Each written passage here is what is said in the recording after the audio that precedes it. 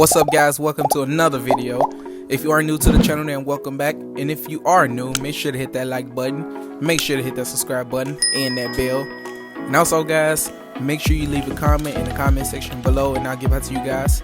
Let's get this video started. What's up, guys? Welcome to another video. This video is a special kind of video. Today is, drum roll please, my birthday. Well, technically it's not my birthday, but it is my heart's birthday, if that makes sense. Enough of the charades. Today is my 1-year anniversary since I have been diagnosed with congestive heart failure. Okay, so it has been a long year, so let me just take a moment to celebrate.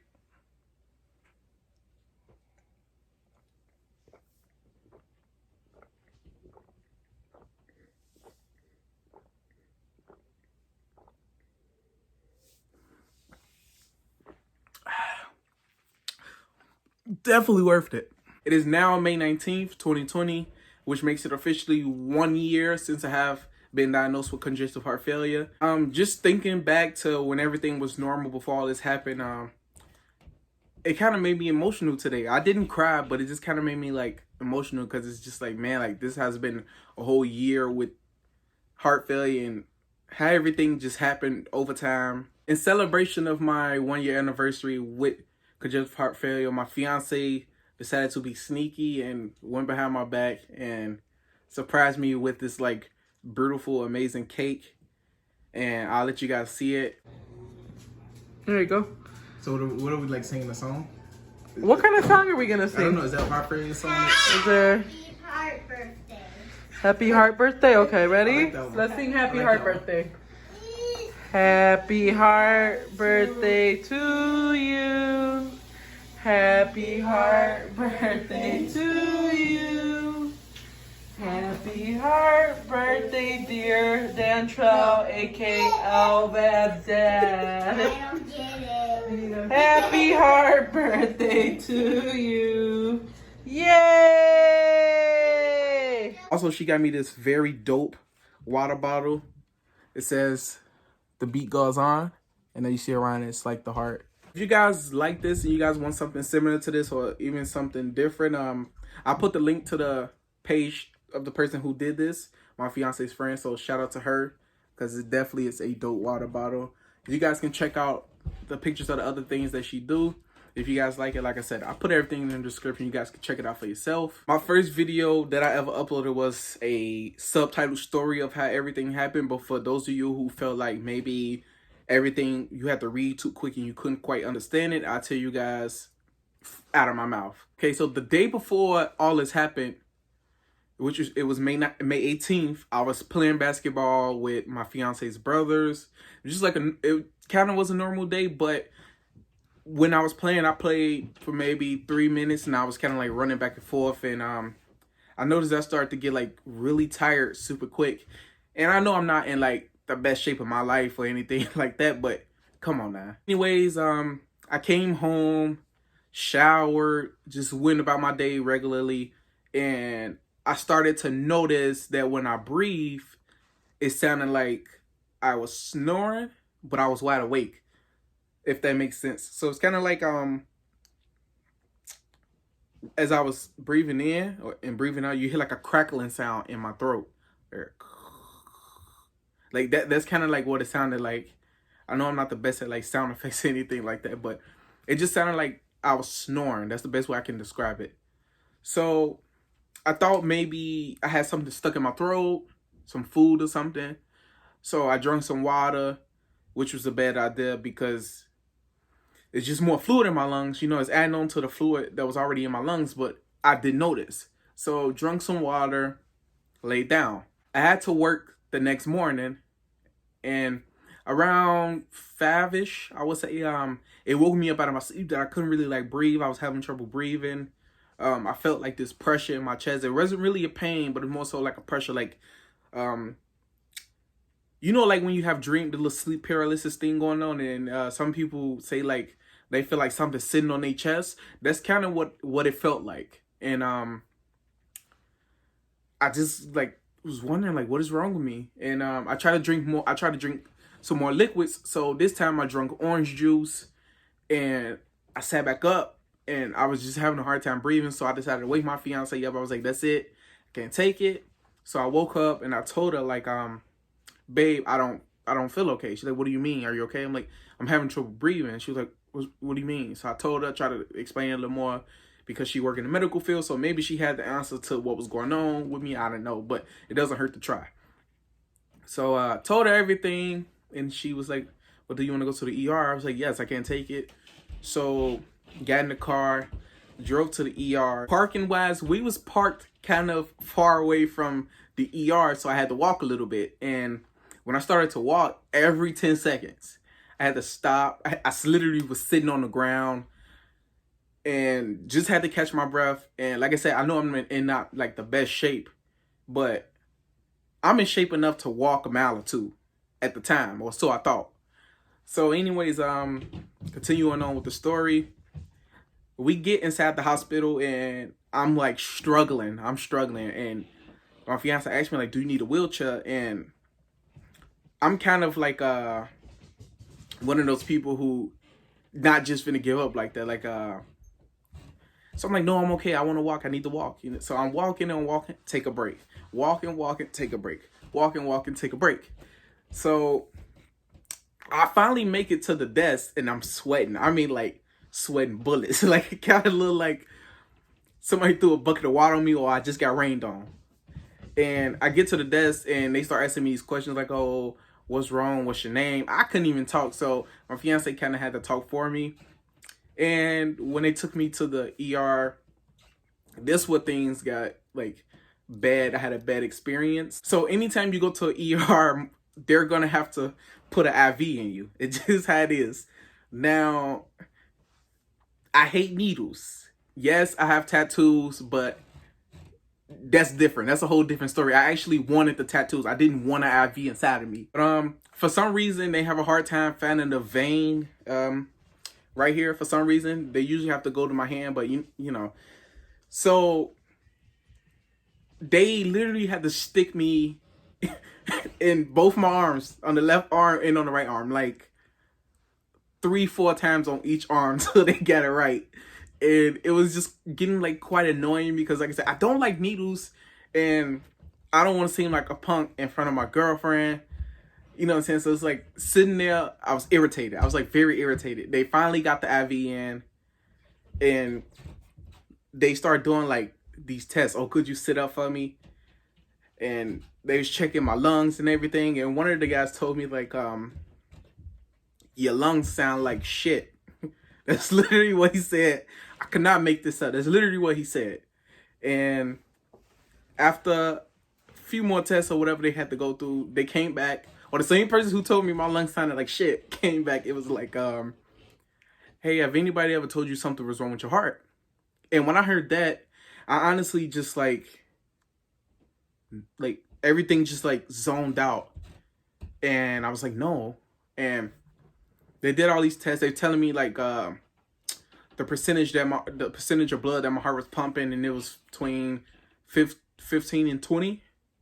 And that's kind of low already. I said it's kind of low. So after, you know, a little bit more time, I was diagnosed with CHF, which is the short term for congestive heart failure. Hearing that, it was kind of like, it was definitely a different turn for me. Like everything just turned because I had a son due at like any moment. Like he was due in June, but sometimes women have the babies early. So I had a son that was due anytime. And being told that you have like this major condition just like puts a lot on you. So my fiance was crying and I was still like in shock. I couldn't cry. I couldn't really talk because, like I said, like I'm in shock. I'm still trying to accept the fact that they just told me, once again, not the most healthiest, but definitely not the most non-healthiest. They just told me that I have congestive heart failure. So just so you guys can just imagine how that felt for me. So we did ask them, was I going to be admitted? And they said yes. So already that's just like also annoying, you know. So they had all these people coming to see me and asking me all these questions, having me tell my story over and over and over. And I know it's their job, so I wasn't mad at them. I was just mad at the situation. But no, I really was mad that it took them like 9-10 times to get the right vein in the IV. That's what I really was irritated about. But after I was admitted, I got in my room, did some more tests, asked me a bunch of questions, and had to tell my story over and over, like I said. And eventually, after like 2 days, they sent me home. 2-3 days, they sent me home on 3 medications, which was spironolactone, a Lasix, and a Carvedilol. Now, I'm at home. I am now like with the whole congestive heart failure thing. I'm on Google. I'm up late night. My fiance's up late night. We reading everything we could.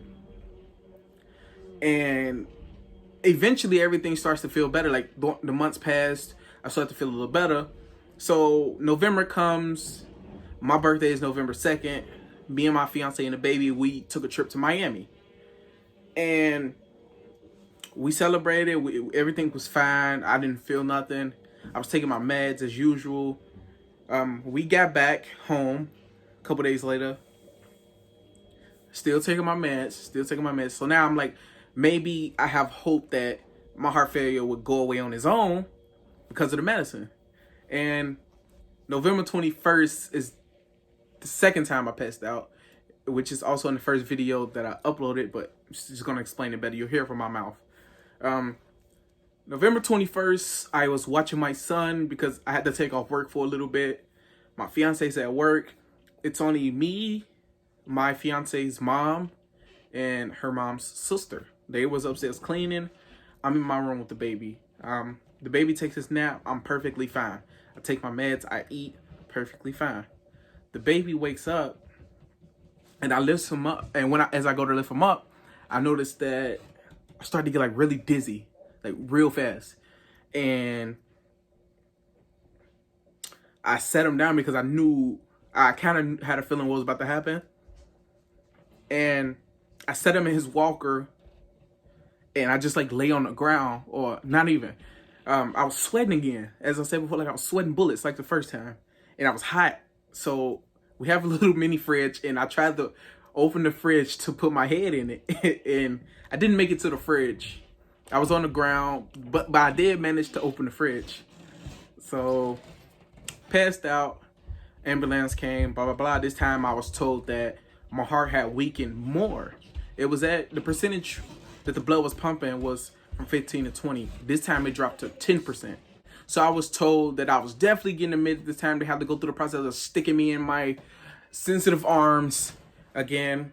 And they didn't do better than they did the first time. It was the same as the last time. It was like 3-4 pokes in each arm. So I'm irritated again. But not as irritated because I'm still a little dizzy. So they told me they was keeping me, and my heart failure just got worse, and my fiance just started to cry more because it's like with the medicine, you know what I'm saying? Like I was told that I was gonna get better, and I honestly didn't get better. It just got worse. So things are just like caving in. So they told me that I would definitely have to have this heart surgery, and I would have to be implanted with this device called the LVAD, which you guys are pretty familiar with by now. Kind of like speed the process up. I was in the hospital from November 21st till December 31st, 2019. So that is like a month and 10 days. And that's a pretty long time to be in a hospital bed, uncomfortable bed. You can't twist and turn because those beds, let's just admit, I made for like kind of skinny people. I'm not skinny. Like I said, I'm not the most fit, but I'm like far from skinny. So those beds was quite uncomfortable. Couldn't quite twist and turn. They were sticking catheters in my neck, giving me all types of like stuff to help me relax. It was just a lot going on. Taking blood, and the phlebotomy team coming in at 4 in the morning every day, drawing blood. I mean, nobody likes being poked. Once again, in the arms 4 or 5 times at 4 in the morning until they get the right vein to draw blood.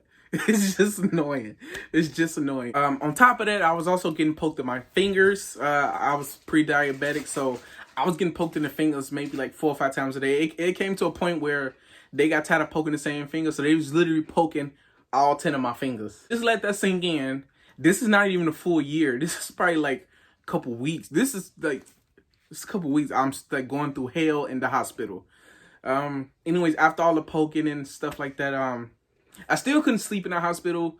They was giving me stuff to help me sleep, but I would only sleep for like 45 minutes, 35 minutes. And then I would try to watch a movie, but they kept playing the same movies. It came to a point like I didn't watch the movie in French, in Spanish, in English, Portuguese, and pretty much any language that they would play a movie in, I didn't already seen it. I was released after like a 2-hour class about my LVAD and came home. I was still a little woozy, still like didn't really want to do nothing because I was like freshly healing. My incision was like hurting me. My sternum was still healing, and this is just a year update. I'm gonna show you guys what my incision looked like now. It's kind of a little swollen, kind of got like a keloid thing going on, but I'm gonna try not to ruin the microphone when I do this. But yeah, it kind of look like a little tapeworm or a little worm or something. It's swollen, but I definitely feel better. I would say after the first 3-4 months, I definitely started to notice a change.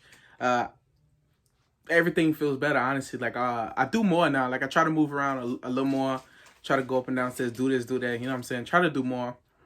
My sternum healed, so I was able to pick up my son. It just started like, it went from like bad to good, kind of like a scale. That was a saying, like nothing is one side forever. Like if something is too good, eventually the scale has to tilt and it goes bad and back and forth. It's always like a balance, but it definitely started to feel better. I don't want to talk you guys' ears off and have like a super long video, but that's just to sum up my year experience with congestive heart failure. I am currently waiting for a heart transplant, and I'm praying that it happens pretty soon. When I was in the hospital, I decided that I was going to make a YouTube channel to help other people like me. It's a whole different world, like going from normal to this, like heart failure. Like it's a whole new world. Like it's just a whole world of like heart failure patients. And I kind of feel comfortable now because it's like I reached out to people like me and got to talk to them and started my YouTube channel. And I've had like couples, I've had moms, I've had girlfriends, people like that, husbands. People just reach out to me and comment on my videos and DM me on Instagram, message me on Facebook, sometimes email me if they got to, and ask me questions. And I always have everything like in one space so I can see everything. So I always respond and helping out everybody as much as I could. It's just something that I feel like I was meant to do. Okay, so I feel like this video has been like 30-40 minutes. We'll see once we're done editing, but I've felt like I've talked you guys' ears off long enough. But that is it for this video. If you guys like what you were seeing, please make sure to subscribe and hit that bell button. Please make sure to like and comment. I love to read the comments. I always respond to the comments. If you guys have any questions, my contact information will be in the description. And I'll see you guys in the next video.